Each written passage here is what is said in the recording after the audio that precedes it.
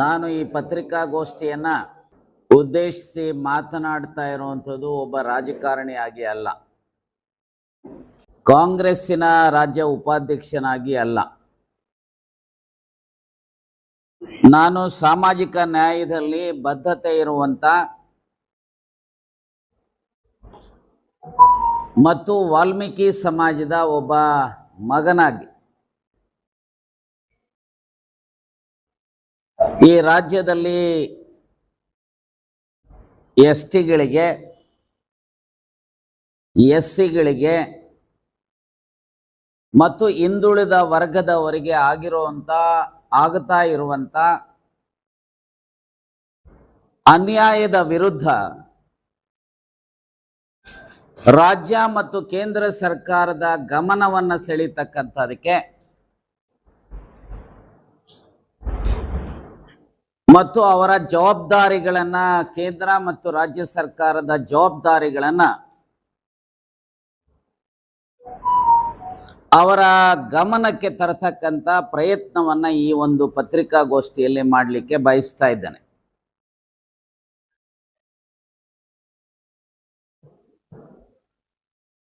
ಬಹುಶಃ 78 ವರ್ಷಗಳ ಸ್ವಾತಂತ್ರ್ಯ ಭಾರತದಲ್ಲಿ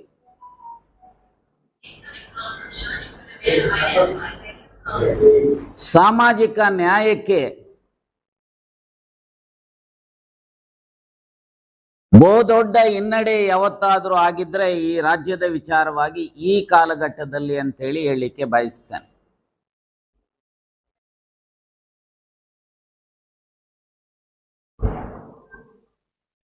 ನೋಡಿ, ರಾಜ್ಯದಲ್ಲಿ ಸುಮಾರು 7% ಎಸ್ಟಿಗಳಿದ್ದಾರೆ, 51 ಜಾತಿಗಳು.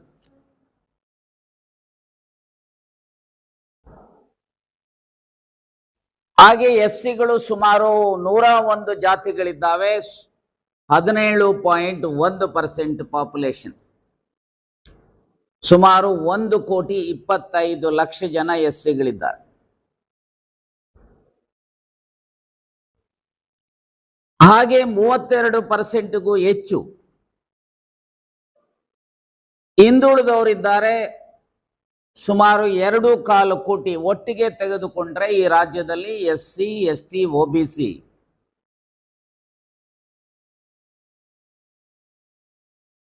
4 ಕೋಟಿಗೂ ಹೆಚ್ಚು ಜನ ಇದ್ದಾರೆ. ಸಂವಿಧಾನದ ಆರ್ಟಿಕಲ್ 341 ಯಾರು ಸಾಮಾಜಿಕವಾಗಿ, ಶೈಕ್ಷಣಿಕವಾಗಿ ಹಿಂದುಳಿದಿದ್ದು ಅನ್ಟಚಬಿಲಿಟಿ ಇದ್ರೆ ಅವರು ಎಸ್ಸಿ. ಹಾಗೆ ಸಾಮಾಜಿಕವಾಗಿ, ಶೈಕ್ಷಣಿಕವಾಗಿ ಹಿಂದುಳಿದಿದ್ದು ಅನ್ಟಚಬಲ್ ಅಲ್ಲ, ಆದ್ರೆ ಟ್ರೈಬಲ್ ಕ್ಯಾರೆಕ್ಟರಿಸ್ಟಿಕ್ಸ್ ಇದೆ ಅಂತ ಹೇಳಿದ್ರೆ ಅದು ಆರ್ಟಿಕಲ್ 342 ಪ್ರಕಾರ ಎಸ್ಟಿ. ಹಾಗೆ ಸಂವಿಧಾನದ ಆರ್ಟಿಕಲ್ 340 ಪ್ರಕಾರ ಅನ್ಟಚಬಲ್ ಅಲ್ಲ, ಟ್ರೈಬಲ್ ಕ್ಯಾರೆಕ್ಟರಿಸ್ಟಿಕ್ಸ್ ಇಲ್ಲ ಅಂತವರು ಆರ್ಟಿಕಲ್ 340 ಪ್ರಕಾರ ಒಬಿಸಿಗಳು. ಇತ್ತೀಚೆಗೆ 2019ರಲ್ಲಿ ನಾನು ಪಾರ್ಲಿಮೆಂಟ್ ಸದಸ್ಯನಿದ್ದಾಗ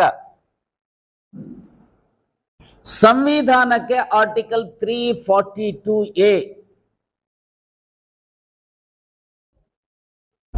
ತಿದ್ದುಪಡಿಯನ್ನ ತರೋದ್ರ ಮೂಲಕ ಈ ದೇಶದಲ್ಲಿ 7.5% ಇರುವಂತವ್ರು, ಇಂದಿರಾ ಸಾಹ್ನಿ ಕೇಸ್ ಪ್ರಕಾರ ಈ ದೇಶದ ಒಟ್ಟಾರೆ ಜನಸಂಖ್ಯೆಯಲ್ಲಿ ಇರುವಂತವರು ಭೂಮಿಯಾರ್ಸು, ಕಾಯಸ್ಥಾಸು, ರಜಪುಟ್ಸು, ಬ್ರಾಹ್ಮಿನ್ಸು ಈ ತರದವರು ಈ ದೇಶದಲ್ಲಿ 7.5% ಇದ್ದಾರೆ. ಇದು ನಾನು ಹೇಳ್ತಾ ಇಲ್ಲ, ಈ ಅಂಕಿಅಂಶಗಳು. ಇಂದಿರಾ ಸಾಹ್ನಿ ಕೇಸಲ್ಲಿ ಸುಪ್ರೀಂ ಕೋರ್ಟಿನ 9 ಜಡ್ಜಸ್ ಹೇಳ್ತಾರೆ. ಆ 7.5%ಗೆ ಕೇಂದ್ರ ಸರ್ಕಾರ ತರಾತುರಿನಲ್ಲಿ 10% ಎಕನಾಮಿಕಲಿ ವೀಕರ್ ಸೆಕ್ಷನ್ ಅಂತ ಹೇಳಿ, ನಾನು ಪಾರ್ಲಿಮೆಂಟ್ ಅಲ್ಲಿ ಆ ಕಾಲಘಟ್ಟದಲ್ಲಿದ್ದೆ. ಹಿಂದಿನ ದಿನ ಅಜೆಂಡಾದಲ್ಲಿ ಅದಿಲ್ಲ.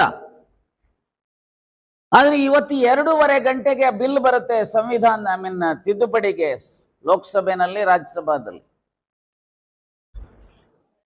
ತರಾತುರಿನಲ್ಲಿ 10% ಕೊಡ್ತಾರೆ. 10% ಕೊಟ್ಟಿರೋದ್ರ ಬಗ್ಗೆ ನಾನು ಪಾರ್ಲಿಮೆಂಟ್ ಅಲ್ಲಿ ಹೇಳಿದ್ದೇನೆ. ನಾನೇ ಅಧಿಕೃತವಾಗಿ ಕಾಂಗ್ರೆಸ್ಸಿನ ಪರವಾಗಿ ಮಾತನಾಡಿರು. ಆದ್ರೆ ಈ ರಾಜ್ಯದಲ್ಲಿ 19 ಏಪ್ರಿಲ್ 1991 19 ಏಪ್ರಿಲ್ 1991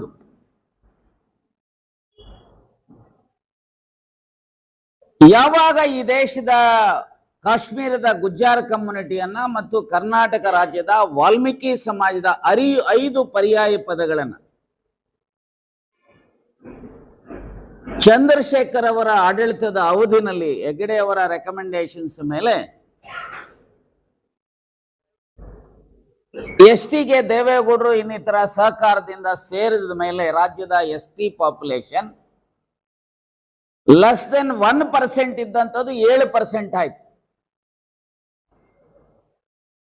91ರಿಂದ ನಾವುಗಳ ಮಾಡಿಕೊಂಡು ಬಂದಂತ ಹೋರಾಟ. ಅದೇ ರೀತಿಯಲ್ಲಿ ಎಸ್ಸಿದು 15% ಇದ್ದಂಥದ್ದು 17.1% ಆಯ್ತು. ಇದರ ಹಿನ್ನೆಲೆಯಲ್ಲಿ ಮಾಡಿದಂತ ಹೋರಾಟದ ಹಿನ್ನೆಲೆಯಲ್ಲಿ ಸದನದ ಒಳಗೆ ಹೊರಗೆ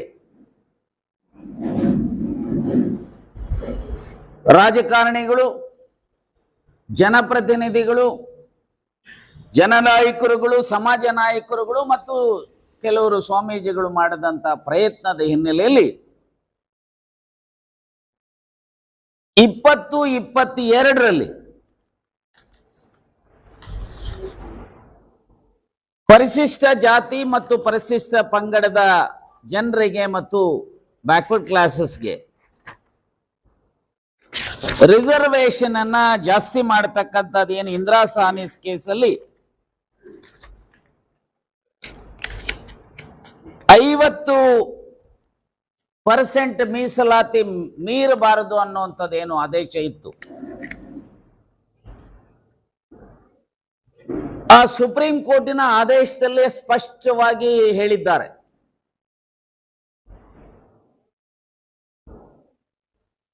ವಿಶೇಷ ಸಂದರ್ಭದಲ್ಲಿ ಯಾವುದಾದರೂ ಸಮಾಜಕ್ಕೆ ಅಥವಾ ಜಾತಿಗೆ ಅಡಿಕ್ವೇಟ್ ರೆಪ್ರೆಸೆಂಟೇಷನ್ ಸಿಕ್ಕಿಲ್ಲ ಅಂತ ಹೇಳಿದ್ರೆ ಅಂತ ಸಂದರ್ಭದಲ್ಲಿ ಆಯಾ ಸರ್ಕಾರಗಳು ಮೀಸಲಾತಿಯ ಪ್ರಮಾಣವನ್ನ 50% ಇಂದ ಜಾಸ್ತಿ ಮಾಡಲಿಕ್ಕೆ ಅವಕಾಶ ಇದೆ. Based on empirical data, based on empirical data, ಅಂಕಿಅಂಶಗಳ ಆಧಾರದ ಹಿನ್ನೆಲೆಯಲ್ಲಿ ಮೀಸಲಾತಿಯ ಪ್ರಮಾಣವನ್ನ 50ಕ್ಕಿಂತ ಹೆಚ್ಚು ಮಾಡಲಿಕ್ಕೆ ಅವಕಾಶ ಇದೆ ಅನ್ನೋದನ್ನ ಸುಪ್ರೀಂ ಕೋರ್ಟಿನ ನ್ಯಾಯಾಧೀಶರೇ ಹೇಳಿದ್ದಾರೆ. ಇದರ ಹಿನ್ನೆಲೆಯಲ್ಲಿ ತಮಿಳುನಾಡು 50ರ ಬದಲು 69 ಮೀಸಲಾತಿಯನ್ನ ಮಾಡಿದ್ದಾರೆ. ಛತ್ತೀಸ್ಗಢಲ್ಲಿ ಹಾಗೆ ಮಾಡಿದ್ದಾರೆ. ಸೊ ಆ ಹಿನ್ನೆಲೆಯಲ್ಲಿ ನಮ್ಮ ರಾಜ್ಯ ಸರ್ಕಾರ ನಮ್ಮೆಲ್ಲರ ಹೋರಾಟದ ಹಿನ್ನೆಲೆಯಲ್ಲಿ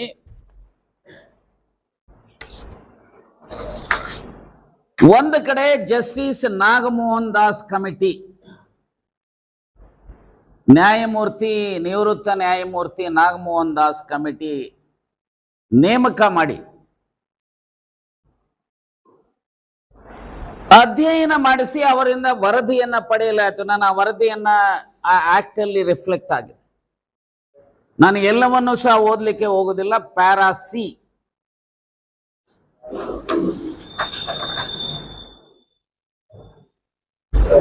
ಉದ್ದೇಶಗಳು ಮತ್ತು ಕಾರಣಗಳ ಹೇಳಿಕೆಯಲ್ಲಿ ಅವರು ಏನು ಹೇಳ್ತಾರೆ, ಅವರವರ ಜನಸಂಖ್ಯೆಗೆ ಹೋಲಿಸಿದ್ದಲ್ಲಿ ಅನುಸೂಚಿತ ಜಾತಿಗಳು, ಅನುಸೂಚಿತ ಪಂಗಡಗಳಿಗಾಗಿ ಪಂಗಡಗಳಿಗಾಗಿ ಇರುವ ಶೈಕ್ಷಣಿಕ ಸಂಸ್ಥೆಗಳು ಸರ್ಕಾರಿ ಉದ್ಯೋಗದಲ್ಲಿ ಅವರ ಪ್ರಾತಿನಿಧ್ಯವು ಸಾಕಷ್ಟು ಇಲ್ಲದೆ ಇರುವುದು ಸಾಕ್ಷ್ಯವಿದ್ದು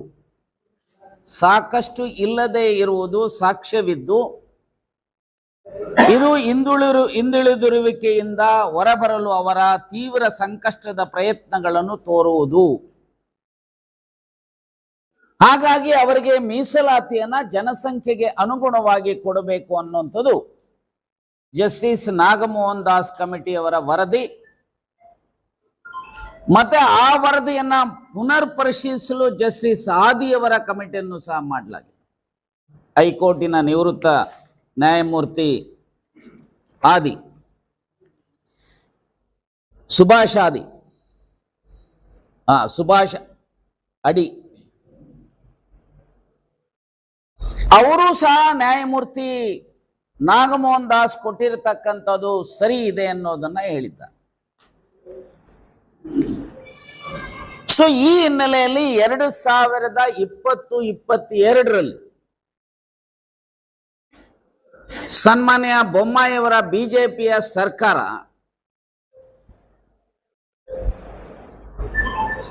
act number 1 of 2023 Karnataka SC/ST reservation of seats in education institutions and appointments or post in the services under the state act 2022 ಇದನ್ನ ಕಾನೂನು ಮಾಡಲಾಯಿತು.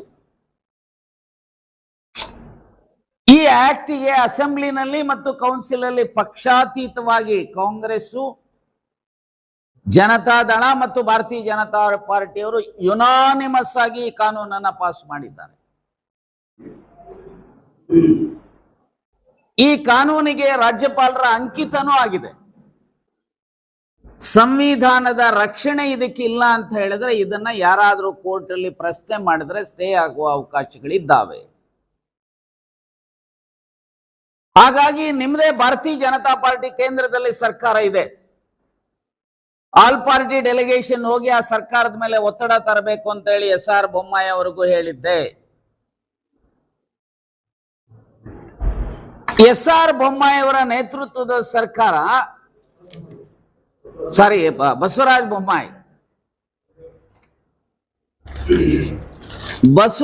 ಬೊಮ್ಮಾಯಿ ಅವರ ಸರ್ಕಾರ ದಿನಾಂಕ 23 ಮಾರ್ಚ್ 2023ರಲ್ಲಿ ನಿಮಗೆ ಆ ಪತ್ರ ಕೊಟ್ಟಿದ್ದಾನೆ. ರಾಜ್ಯದ ಚೀಫ್ ಸೆಕ್ರೆಟರಿ ಅವರು ಕೇಂದ್ರಕ್ಕೆ ಪತ್ರ ಬರೀತಾರೆ, ಇದನ್ನ 9th ಶೆಡ್ಯೂಲ್ಗೆ ಸೇರಿಸಬೇಕು. ನೋಡಿ, subject to include Karnataka act number 1 of 2023 in Karnataka SC/ST reservation of seats in education institutions and of appointments or posts in the services under the State Act 2022 in the Schedule 9th of the Constitution of India. ಇನ್ನೊಂದು letter ನಿಮ್ಗೆ ಕೊಟ್ಟಿದ್ದೇನೆ. ಎಂತ ಲೇ excuse ನೋಡಿ. ಗೃಹ ಕಾರ್ಯಾಲಯದವರು ಅಂದ್ರೆ home ಡಿಪಾರ್ಟ್ಮೆಂಟ್ನವ್ರು, ಇದು ನಮಗ್ ಬರಲ್ಲ, ಟ್ರೈಬಲ್ಗೆ ಮತ್ತು ಸೋಷಿಯಲ್ ವೆಲ್ಫೇರ್ಗೆ ಅವ್ರು ನೋಡ್ಕೊಳ್ಳಿ ಅಂತ ಹೇಳಿ. ಅರೆ, ಸರ್ಕಾರಗಳಿರುವಂಥದ್ದು collective leadership. Prime minister individual ಆಗಿ ತೆಗೆದುಕೊಳ್ಳಕ್ ಆಗೋದಿಲ್ಲ. Ultimately prime minister has to act on the aid and advice of the council of ministers.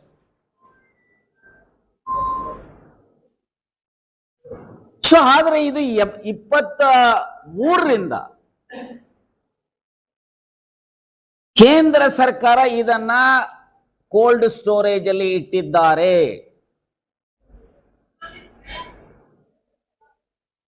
ಮೋದಿಯವರು ಈ ಭಾಗಕ್ಕೆ ಬಂದಂತ ಸಮಯದಲ್ಲಿ ಕೋಳಿ ಸಮಾಜದವರನ್ನ ಎಷ್ಟಿಗೆ ಸೇರಿಸ್ತೇವೆ, ಕುರುಬರನ್ನ ಎಷ್ಟಿಗೆ ಸೇರಿಸ್ತೇವೆ, ಗೊಲ್ರನ್ನ ಎಷ್ಟಿಗೆ ಸೇರಿಸ್ತೇವೆ, ಅವರನ್ನ ಸೇರಿಸ್ತೀವಿ, ಇವರನ್ನ ಸೇರಿಸ್ತೀವಿ ಅಂತ ಹೇಳಿ ಒಂದು ರೀತಿ ಪೊಲಿಟಿಕಲ್ ಸ್ಟೇಟ್ಮೆಂಟ್ ಮಾಡಿ ಹೋಗಿರುವಂತವ್ರು ಯಾರಾದ್ರೂ ಇದ್ರೆ ಅದು ಮಿಸ್ಟರ್ ಮೋದಿ. ನಾನು ನಿಮ್ಮ ಮೂಲಕ ಕೇಳಲಿಕ್ಕೆ ಬಯಸ್ತೇನೆ ಮಿಸ್ಟರ್ ಮೋದಿ, ಮನ್ ಕಿ ಬಾತ್ ಅಲ್ಲಿ ಯಾರಾದ್ರೂ ಕೇಳಿದ್ರೆ ಅದಕ್ಕೆ ಪತ್ರ ಕೊಡ್ತೀರಿ, ಆಕ್ಷನ್ ತಗೊಳ್ತೀರಿ, ಯಾರಾದ್ರೂ ಮಕ್ಕಳ ಪತ್ರ ಬರೆದ್ರೆ ರಿಯಾಕ್ಟ್ ಮಾಡ್ತೀರಿ ಅಥವಾ ಇದನ್ನು ಮಾಡ್ತೀರಿ. ನೋಡಿ, ಇಲ್ಲಿ 56% 4 ಕೋಟಿ ಕನ್ನಡಿಗರ ಭವಿಷ್ಯದ ಪ್ರಶ್ನೆ. ಈ ರಾಜ್ಯದ 4 ಕೋಟಿಗೂ ಹೆಚ್ಚು ಜನ SC ST OBC ಅವರ ಶಿಕ್ಷಣ ಮತ್ತು ಉದ್ಯೋಗದ ಮೈನ್ ಸ್ಟ್ರೀಮ್ಗೆ ಬರಬೇಕಾದ್ರೆ ನಮಗೆ ಪೊಲಿಟಿಕಲ್ ರಿಸರ್ವೇಶನ್ ಜಾತಿಗೆ ಅನುಗುಣವಾಗಿದೆ. ಅಸೆಂಬ್ಲಿಗಿದೆ, ಪಾರ್ಲಿಮೆಂಟ್ಗಿದೆ, ಸಂವಿಧಾನದ ಆರ್ಟಿಕಲ್ 332 338 ವರೆಗೂ ಇರುವಂತಹದ್ರಲ್ಲಿ ಪ್ರಾವಿಷನ್ಸ್ ಇದೆ.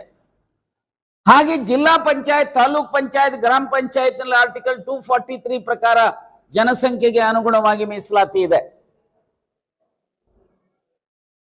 ಆದರೆ ನಾವಿವತ್ತು ಸಮಾಜದ ಮುಖ್ಯವಾಹಿನಿಗೆ ಬರಬೇಕಾದ್ರೆ ನಮಗೆ ಶಿಕ್ಷಣ ಸಿಗ್ಬೇಕು, ನಮಗೆ ಉದ್ಯೋಗ ಸಿಗಬೇಕು. ನೋಡಿ, ಈಗ ರಾಜ್ಯ ಸರ್ಕಾರ 56,000 ಹುದ್ದೆಗಳನ್ನ ಫಿಲ್ ಮಾಡ್ತೀವಿ ಅಂತ ಹೇಳಿದ್ದಾರೆ. ನಮಗೆ 7% ST ಗಳಿಗೆ ಸಿಕ್ಕಿದ್ರೆ 3,750ಕ್ಕೂ ಹೆಚ್ಚು ಉದ್ಯೋಗಗಳು. SC ಗಳಿಗೆ 17% ಆದ್ರೆ 8,500ಕ್ಕೂ ಹೆಚ್ಚು ಹುದ್ದೆಗಳು.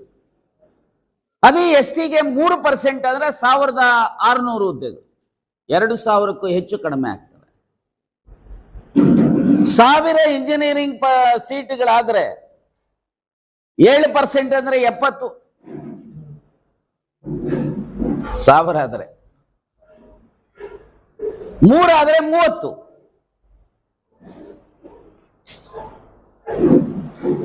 ಸೊ ಹಾಗಾಗಿ ನಾನು ಇಷ್ಟೇ ಹೇಳಲಿಕ್ಕೆ ಬಯಸ್ತೇನೆ, ಉದ್ಯೋಗ ಇರಲಿ, ಶಿಕ್ಷಣ ಇರಲಿ, ನಮಗೆ ಜನಸಂಖ್ಯೆಗೆ ಅನುಗುಣವಾಗಿ ಹೇಗೆ ಮೀಸಲಾತಿ ಪೊಲಿಟಿಕಲಿ ಇದೆಯೋ ಇದನ್ನ ಬಿಜೆಪಿಯ ಸರ್ಕಾರವೇ ಮಾಡಿರುವಂತ ಕಾನೂನು, ಅವರೇ ಬರೆದಿರುವಂತದನ್ನ 9 ಶೆಡ್ಯೂಲ್ಗೆ ಸೇರಿಸದೆ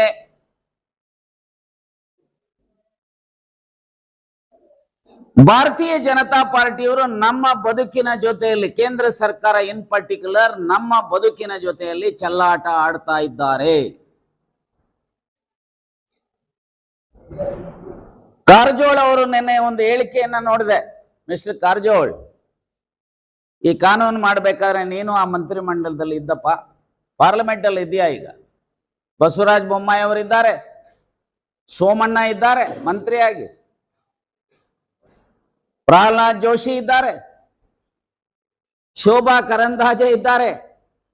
ಅಲ್ರಿ, ನೀವೆಲ್ಲರೂ SC ST OBC ವೋಟ್ಗಳು ಹಾಕ್ಸ್ಕೊಂಡು ಆಯ್ಕೆ ಆಗಿದ್ರಲ್ಲ, ನಾಚಿಕೆ ಆಗೋದಿಲ್ವ ಈ ಸಮಸ್ಯೆನ ಪರಿಹಾರ ಮಾಡಿದೆ? ನಾನು ಸ್ಪಷ್ಟವಾಗಿ ಹೇಳ್ತೇನೆ, ಬಹುಶಃ ಸಾಮಾಜಿಕ ನ್ಯಾಯದಲ್ಲಿ ಚೆಲ್ಲಾಟ ಆಡುವಂತವರು ಪ್ರಪ್ರಥಮವಾಗಿ ಯಾರಾದರೂ ಇದ್ರೆ ಅದು ಭಾರತೀಯ ಜನತಾ ಪಾರ್ಟಿಯವರು. ಅದೇ 7% ಇರುವಂತ ಅಪ್ಪರ್ ಕ್ಲಾಸ್ನವರಿಗೆ ತರಾತೂರಿನಲ್ಲಿ 10% ರಿಸರ್ವೇಶನ್ ತಂದು ಕಾನೂನು ಮಾಡ್ತೀರಿ. ಯಾಕ್ರಿ ಇದನ್ನ ಹಿಂದುಳಿದವರಿಗೆ, SC ಗಳಿಗೆ ST ಗಳಿಗೆ ಮಾಡೋದಿಲ್ಲ? ನಾನು ನಿಮ್ಮ ಮೂಲಕ ಮೋದಿಯವರನ್ನು ಆಗ್ರಹಿಸ್ತೇನೆ, ಕೂಡಲೇ ಈ ಕಾನೂನನ್ನ 9 ಶೆಡ್ಯೂಲ್ಗೆ ಸೇರಿಸಬೇಕು. ಮತ್ತೆ ಪರ್ಮನೆಂಟ್ ಇದಕ್ಕೆ ಸೊಲ್ಯೂಷನ್ ಆಗಬೇಕಾದ್ರೆ ಸಂವಿಧಾನದ ಆರ್ಟಿಕಲ್ 15 and 16 ಎಜುಕೇಶನ್ ಅಂಡ್ ಎಂಪ್ಲಾಯ್ಮೆಂಟ್ಗೆ ಇರುವಂತ ಕಾನೂನು, ಅದು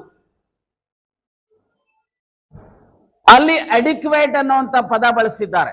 SC and ST and OBCಗೆ ಮತ್ತು ಎಕನಾಮಿಕಲಿ ವೀಕರ್ ಸೆಕ್ಷನ್ಗೆ ರಿಸರ್ವೇಶನ್ ಇರಬೇಕು ಅಂತ. ಅಲ್ಲಿ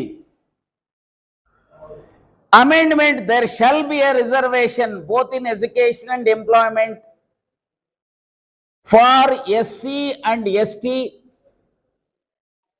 proportionate to their population ಅನ್ನುವಂತ ಅಮೆಂಡ್ಮೆಂಟ್ ಅನ್ನ ತಂದ್ರೆ ಇಡೀ ದೇಶದ ಈ ಸಮಸ್ಯೆ ಪರಿಹಾರ ಆಗಲಿಕ್ಕೆ ಸಾಧ್ಯತೆ ಇದೆ.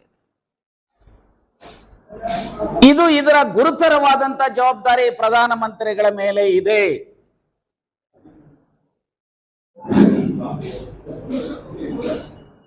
ಇದರ ಅರ್ಥ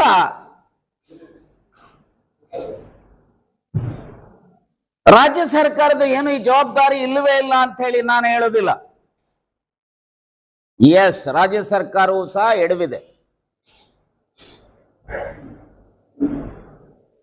ಅರೆ, ರಾಜ್ಯ ಸರ್ಕಾರ ಮೊದಲಿದ್ದಂತ ಸರ್ಕಾರ ಒಂದು ಪತ್ರ ಬರೆದು ಬಿಸಾಕಿದ್ರೆ ಆಗೋದಿಲ್ಲ.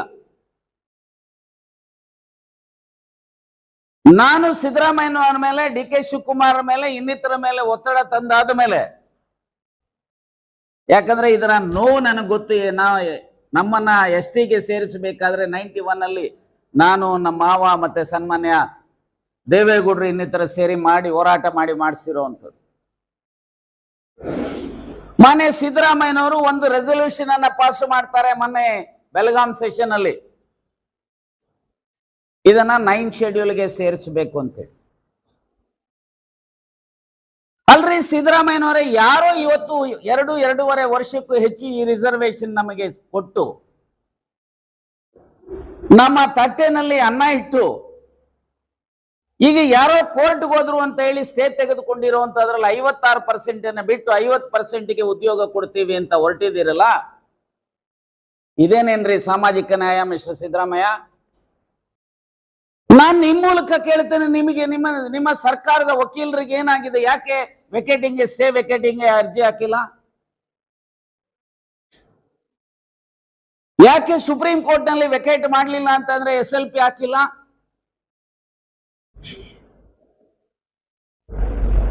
ಯಾಕೆ ಆಲ್ ಪಾರ್ಟಿ ಮೀಟಿಂಗ್ ಅನ್ನ ಕರೆದು ಹೇಳಪ್ಪ ಭಾರತೀಯ ಜನತಾ ಪಾರ್ಟಿ, ಹೇಳಪ್ಪ JDS ನವರೇ, ನಿಮ್ಮ ಸ್ಟ್ಯಾಂಡ್ ಏನು ಇದರ ಬಗ್ಗೆ? ನೀವೇ ಕಾನೂನು ಮಾಡಿದ್ರಿ.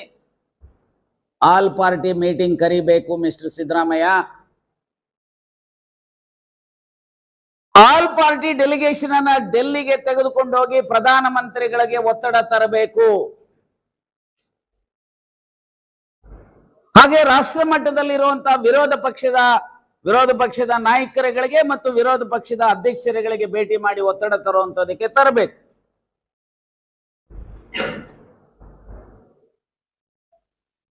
ಸಿದ್ದರಾಮಯ್ಯನವರೇ, ನೀವು ಸಾಮಾಜಿಕ ನ್ಯಾಯದ ಪರವಾಗಿರುವಂತ ಮೈಸೂರು ಜಿಲ್ಲೆಯವರಂದ್ರೆ ನಾಲ್ಮಡಿ ಕೃಷ್ಣರಾಜ ಒಡೆಯರಿಂದ ಹಿಡಿದು ದೇವರಾಜ ಅರಸು ಅವರಿಂದ ಹಿಡಿದು ನಿಮ್ಮವರೆಗೂ ಸಹ ಅಲ್ಲಿ ಸಾಮಾಜಿಕ ನ್ಯಾಯದ ಗಾಳಿ ಮೈಸೂರು ಜಿಲ್ಲೆಯಲ್ಲಿ ಹೆಚ್ಚು ಬೀಸುವಂಥದ್ದು. ನಾನು ಒಬ್ಬ ನಿಮ್ಮ ಸ್ನೇಹಿತನಾಗಿ, ನಿಮ್ಮ ಜೊತೆಯಲ್ಲಿ ಕೆಲಸ ಮಾಡಿರೋನಾಗಿ ವಿನಂತಿಸ್ತೇನೆ, ಕೂಡಲೇ ಆಲ್ ಪಾರ್ಟಿ ಮೀಟಿಂಗ್ ಕರೆದು ಡೆಲ್ಲಿಗೆ ಡೆಲಿಗೇಷನ್ ತೆಗೆದುಕೊಂಡು ಹೋಗಿ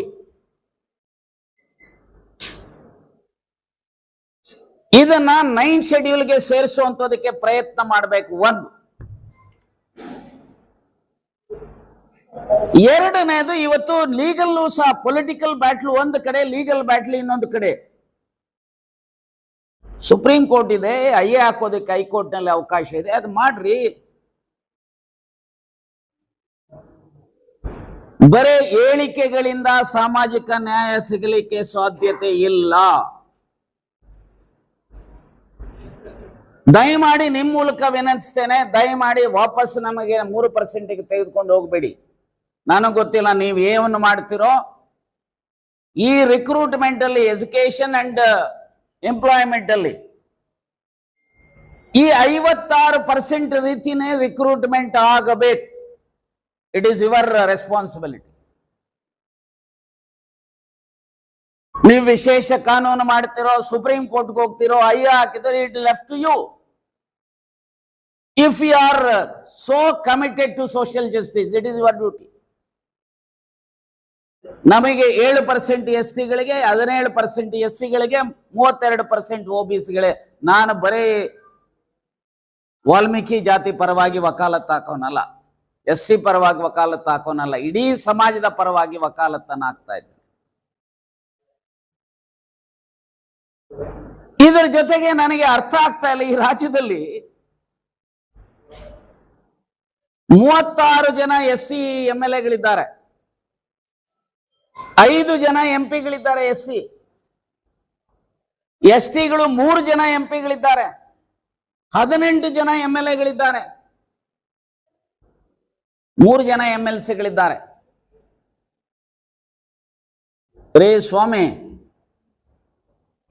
ನಿಮ್ಮ ಇದನ್ನ ನೋಡಿ ನಿಮಗೆ ಟಿಕೆಟ್ ಸ್ಥಾನಮಾನಗಳು ಕೊಟ್ಟಿರೋದಲ್ಲ. ನೀವು SC ಅಂತ, ನೀವು ST ಅಂತ ಈ ವರ್ಗದ ಜನ ಪ್ರತಿನಿಧಿಸಬೇಕು ಅಂತೇಳಿ ನಿಮ್ ಟಿಕೆಟ್ ಕೊಟ್ಟಿರೋದು ಪೊಲಿಟಿಕಲ್ ಪಾರ್ಟೀಸ್. ಆಯಾ ಕ್ಷೇತ್ರಗಳಲ್ಲಿ SC ST ನೀವು ನಮ್ಮನ್ನ ಅತ್ಯಂತ ಪರಿಣಾಮಕಾರಿಯಾಗಿ ರೆಪ್ರೆಸೆಂಟ್ ಮಾಡ್ತೀರಿ ಅಂತ ಹೇಳಿ ನಿಮಗೆ ನಾವೆಲ್ಲ ಓಟ್ ಹಾಕಿರುವಂತದ್ದು. ಅದೇ ರೀತಿ ಜನರಲ್ ಕಾನ್ಸ್ಟಿಟ್ಯೂನ್ಸಿನಲ್ಲೂ ಸಹ ಜನರಲ್ ಕ್ಯಾಂಡಿಡೇಟ್ಸ್ಗೂ ಸಹ SC ST OBC ಓಟ್ ಹಾಕಿರೋದ್ರಿಂದ ನೀವು MLA MP ಮಂತ್ರಿ MLC ಆಗಿದ್ದೀರಿ. ಏನ್ರಿ ಆಗಿದೆ? ನಮ್ ಕಷ್ಟ ಇರಬೇಕಾದ್ರೆ ಬಾಯ್ ಬಿಡಲ್ವಲ್ಲಪ್ಪ. ಏನ್ರಿ ಆಗಿದೆ ನಿಮಗೆ? ಯಾವುದೋ ಒಂದು ಪೋಸ್ಟಿಂಗ್ ಆಗ್ಲಿಲ್ಲ, ಯಾವುದೋ ಒಂದು ಅನುದಾನ ಸಿಗ್ಲಿಲ್ಲ, ಅಥವಾ ಯಾವುದೋ ಒಂದು ಸ್ಥಾನಮಾನ ಸಿಗ್ಲಿಲ್ಲ ಅಂತ ಹೇಳಿದ್ರೆ ರಂಪಾಟ ಮಾಡ್ತೀರಿ. ಆದ್ರೆ ನೀವು ನಿಮ್ಮನ್ನ ಯಾರು ನಾವು ಕಳಿಸಿದ್ದೀವಿ, ನಮ್ಮ ಸಮಸ್ಯೆ, ನಮ್ಮ ಬದುಕು ಇವತ್ತು ಕೆಟ್ಟ ಸ್ಥಿತಿನಲ್ಲಿದೆ, ಯಾಕ್ರಿ ಬಾಯ್ ಬಿಡ್ತಾ ಇಲ್ಲ? ಬಾಯಿ ಬಿಡ್ಲಿಲ್ಲ ಅಂತ ಹೇಳಿದ್ರೆ, ನಾನು ಇದರ ಪರವಾಗಿ, ನಮ್ಮ ಅನ್ಯಾಯ ಆಗ್ತಾ ಇರೋದ್ರ ಪರವಾಗಿ ನೀವು ಬಾಯಿ ಬಿಡ್ಲಿಲ್ಲ ಅಂತ ಹೇಳಿದ್ರೆ ನಮ್ಮ ತಾಳ್ಮೆ ಪರೀಕ್ಷೆ ಮಾಡಕ್ ಹೋಗ್ಬೇಡಿ.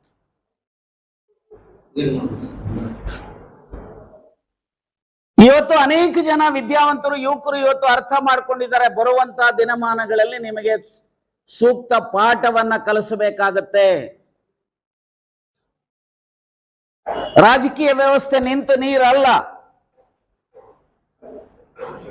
ರಾಜಕೀಯ ವ್ಯವಸ್ಥೆ ನಿಂತು ನೀರಲ್ಲ. ಪ್ರತಿ 5 ವರ್ಷಕ್ಕೊಮ್ಮೆ ನಿಮ್ಮ ಪರ್ಫಾರ್ಮೆನ್ಸ್ ಅನ್ನ ಮತದಾರರು ಆಡಿಟ್ ಮಾಡಲಿಕ್ಕೆ ಅವಕಾಶ ಇದೆ.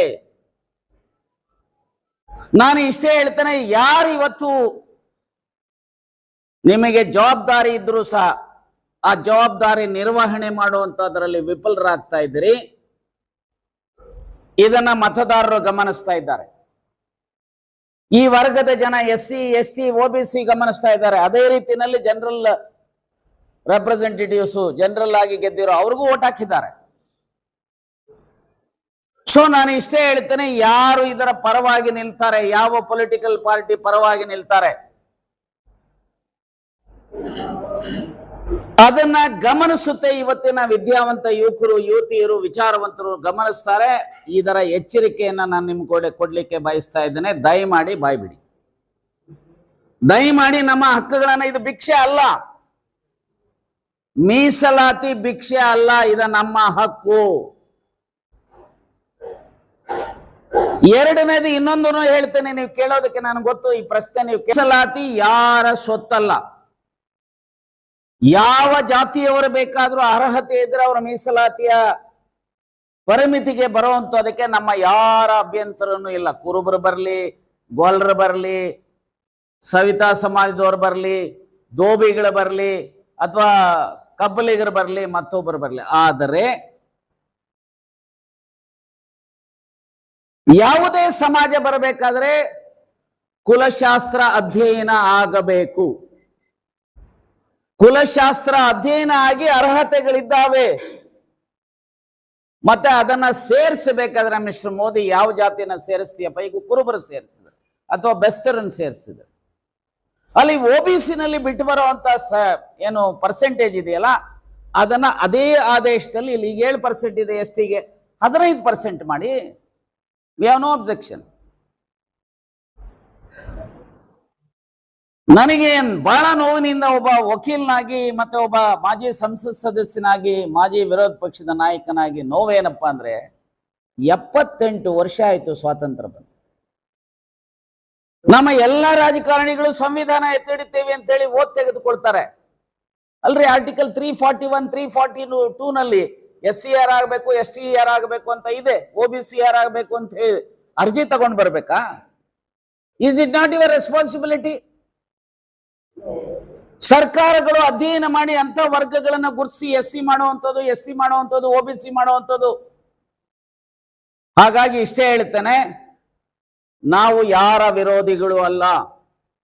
ಯಾರಿಗೆ ಅರ್ಹತೆ ಇದೆಯೋ ಅವರನ್ನ ಆ ಪಟ್ಟಿಗೆ ಸೇರಿಸುವಂಥದ್ದು ರಾಜ್ಯ ಮತ್ತು ಕೇಂದ್ರ ಸರ್ಕಾರದ. ಆದರೆ ದಯಮಾಡಿ ನಿಮ್ಮ ಮೂಲಕ ವಿನಂತಿಸ್ತೇನೆ, ಈಗ ಉದಾಹರಣೆಗೆ ಈ ಒಂದು ಊರಿನಲ್ಲಿ ಒಬ್ಬ ತಳವಾರ ಇರ್ತಾನೆ, ಒಂದೇ ಫ್ಯಾಮಿಲಿ ಅಥವಾ 2 ಫ್ಯಾಮಿಲಿ ಇರ್ತಾವೆ. ತಲ್ವಾರ್ ಅಂತಂದ್ರೆ ಕತ್ತಿ ಹಿಡಿದು ಊರನ್ನ ರಕ್ಷಣೆ ಮಾಡುವಂತವನು ತಲ್ವಾರ್. ಈಗ ನನಗೆ ರಾಜ್ಯದಲ್ಲಿ ಸುಮಾರು 2.5 ಲಕ್ಷಕ್ಕೂ ಹೆಚ್ಚು ಫೇಕ್ ಸರ್ಟಿಫಿಕೇಟ್ಸ್ ಅನ್ನ ತೆಗೆದುಕೊಳ್ತಾರೆ. ಸರ್ಕಾರ ಕಣ್ಣು ಮುಚ್ಕೊಂಡಿದೆ ಅಂದ್ರೆ ನಾನು ಏನ್ ಹೇಳೋದು? ನನ್ನ ಅಣ್ಣ ತಮ್ಮಂದರಲ್ಲಿ ವಿನಂತಿಸ್ತೇನೆ, ನೀವೆಲ್ಲರೂ ಸಹ ಕಾನೂನ ಚೌಕಟ್ಟಿನಲ್ಲಿ ST ಆಗಿ ಅಥವಾ SC ಆಗಿ ಅರೆ ಕೈ ಮುಗಿತೀನಪ್ಪ. ಇರೋ ಒಂದಿಷ್ಟು ಅನ್ನದಲ್ಲಿ ನಾವು ನೀವು ಸೇರಿದ್ರೆ ನಿಮಗೂ ಇಲ್ಲ ನಮಗೂ ಇಲ್ಲ. ನಿಮಗೆ ಹೇಳೋಗಿದ್ದಾರಲ್ಲ ಮೋದಿ ಮತ್ತು ಇನ್ನಿತರು, ಬೊಮ್ಮಾಯಿ ಇನ್ನಿತರು ಹೇಳೋಗಿದ್ದಾರಲ್ಲ, ಅವ್ರು ಹಿಡ್ಕೊಳ್ಳಿ ಅವ್ರ ಶರ್ಟನ್ನ. ಮೊದಲು ಕಾನೂನು ಚೌಕಟ್ಟಿನಲ್ಲಿ ನಮ್ಮನ್ನ ಸೇರಿಸಿ, ಆಮೇಲೆ ನಮ್ಮ ಪರ್ಸೆಂಟೇಜ್ ಜಾಸ್ತಿ ಮಾಡಿ ನಮಗೆ ಅನ್ನ ಕೊಡಿ ಅಂತ ಹೇಳಿ, ಅಂದ್ರೆ ಪರ್ಸೆಂಟೇಜ್ ಮೂಲಕ ಉದ್ಯೋಗ, ಶಿಕ್ಷಣ, ರಾಜಕೀಯ ವ್ಯವಸ್ಥೆನ ಕೊಡಿ ಅಂತ ಹೇಳಿ ಅವ್ರನ್ನ ಹಿಡ್ಕೊಳ್ಳಿ. ಅದನ್ನು ಬಿಟ್ಟು ಸುಳ್ಳು ಸರ್ಟಿಫಿಕೇಟ್ ತೆಗೆದುಕೊಂಡು ಹಳ್ಳಿಗಳಲ್ಲಿ ಕೆಲವು ಸಮಾಜಗಳ ಮಧ್ಯೆ ಘರ್ಷಣೆ ಆಗುವಂತದನ್ನ ದಯಮಾಡಿ ನಿಮ್ಮಲ್ಲಿ ಕೈ ಮುಗಿದು ಕೇಳ್ತೇನೆ, ಮಾಡಬೇಡಿ. ನಾವು ಯಾರು ನಿಮ್ಮ ವಿರೋಧಿಗಳಲ್ಲ. ಅರೆ ಅಪ್ಪರ್ ಕ್ಲಾಸ್ನವರೇ 7.5% ಇರೋರು 10% ರಿಸರ್ವೇಶನ್ ಅನ್ನ 10% ಎಕನಾಮಿಕಲಿ ವೀಕರ್ಸ್ ಅವ್ರನ್ನೇ ಟಾಲರೇಟ್ ಮಾಡ್ಕೊಂಡಿದ್ದೀವಿ, ನಿಮ್ಮನ್ನು ಮಾಡೋದಿಲ್ವೇ? ಸೊ ಹಾಗಾಗಿ ರಾಜ್ಯದ ಮತ್ತು ಕೇಂದ್ರ ಸರ್ಕಾರದ ಈ ವಿಚಾರಗಳ ಬಗ್ಗೆ ಗಮನ ಹರಿಸಬೇಕು. ಕಾನೂನ ಚೌಕಟ್ಟಿನಲ್ಲಿ ಸಂವಿಧಾನದ ರೀತಿಯ ಇದಕ್ಕೆ ಪರಿಹಾರವನ್ನು ರೂಪಿಸ್ತಕ್ಕಂತ ಕೆಲಸ ಮಾಡಬೇಕು. ಒಂದು ವೇಳೆ ನಿಮ್ಮ ಆಲಸ್ಯ ಧೋರಣೆ, ನಿಮ್ಮ ಒಂಥರ ಲೆಥರ್ಜಿಕ್ ಆಟಿಟ್ಯೂಡ್ ಕೇಂದ್ರ ಮತ್ತು ರಾಜ್ಯ ಸರ್ಕಾರ ಮುಂದುವರಿಸಿದ್ರೆ ಬಹುಶಃ ಇದರ ವಿರುದ್ಧ ನಾವು ಪ್ರಜಾಪ್ರಭುತ್ವ ವ್ಯವಸ್ಥೆನಲ್ಲಿ ಈಗಾಗಲೇ ನಾವು ಹೇಳಿದ್ದೇವೆ, ಬಹುಶಃ ಈ ಬೈ ಎಲೆಕ್ಷನ್ ಮತ್ತು ಸೆಷನ್ ಇಲ್ದಾದ್ರೆ ನೆಕ್ಸ್ಟ್ ಮಂತ್ ಅಲ್ಲೇ ನಾವು ಅಹೋರಾತ್ರಿ ಸಾಂಕೇತಿಕ ಧರಣಿಯನ್ನ ಬೆಂಗಳೂರಿನಿಂದ ಪ್ರಾರಂಭ ಮಾಡಬೇಕು ಅಂತ ಇದ್ವಿ. ಆದ್ರೆ ಈ ಬೈ ಎಲೆಕ್ಷನ್ ಮತ್ತು ಈ ಸೆಷನ್ ನ ಅವಧಿನಲ್ಲಿ ಇವರುಗಳು ತೀರ್ಮಾನ ತೆಗೆದುಕೊಳ್ತಾ ಇದ್ರೆ ಬರುವಂತಹ ದಿನಮಾನಗಳಲ್ಲಿ ಪ್ರಾರಂಭ ಬೆಂಗಳೂರಿನಿಂದ ಸಾಂಕೇತಿಕವಾದಂತಹ ಅಹೋರಾತ್ರಿ ಧರಣಿ, ಆಮೇಲೆ ಜಿಲ್ಲಾ ಮಟ್ಟಗಳಲ್ಲಿ, ಆಮೇಲೆ ತಾಲೂಕು ಮಟ್ಟಗಳಲ್ಲಿ, ಆಮೇಲೆ ಹೋರಾಟವನ್ನ ಮುಂದುವರಿಸ್ತೇವೆ. ಇದು ನಿಮಗೆ ಮೊದಲೇ ಎಚ್ಚರಿಕೆಯನ್ನ ಕೊಡ್ಲಿಕ್ಕೆ ಬಯಸ್ತೇನೆ. ದಯಮಾಡಿ ನಮ್ಮ ತಾಳ್ಮೆಯನ್ನ ಪರೀಕ್ಷೆ ಮಾಡಕ್ ಹೋಗ್ಬೇಡಿ ಅಂತೇಳಿ ನಿಮ್ಮ ಮೂಲಕ ಸಮಸ್ತರಲ್ಲಿ ವಿನಂತಿ ಮಾಡಿಕೊಳ್ಳಿಕ್ಕೆ ಬಯಸ್ತೇನೆ. ಅದೇ ರೀತಿ ಈ ವರ್ಗದ ಜನರಲ್ಲಿ ನಾನು ಇಷ್ಟೇ ಹೇಳ್ತೇನೆ, ಸ್ವಾಭಿಮಾನಿಗಳಾಗಿ, SC ST OBCಗಳು ಸ್ವಾಭಿಮಾನಿಗಳಾಗಿ ಅಲ್ಪತೃಪ್ತರಾಗಬೇಡಿ. ನಮಗೆ ಸಂವಿಧಾನ ದತ್ತವಾಗಿ ಸಿಗಬೇಕಾಗಿರುವಂತಹ ಸೌಲಭ್ಯಗಳನ್ನ ಪಡೆಯಲಿಕ್ಕೆ ಯಾವುದೇ ತ್ಯಾಗ ಬಲಿದಾನಗಳಿಗೆ ಸಿದ್ಧರಾಗಬೇಕು ಅಂತ ಹೇಳಿ ಅತ್ಯಂತ ವಿನಮ್ರವಾಗಿ ಈ ವರ್ಗದ ಜನರಲ್ಲಿ ವಿನಂತಿ ಮಾಡಲಿಕ್ಕೆ ಬಯಸ್ತೇನೆ. ನಮಸ್ಕಾರ.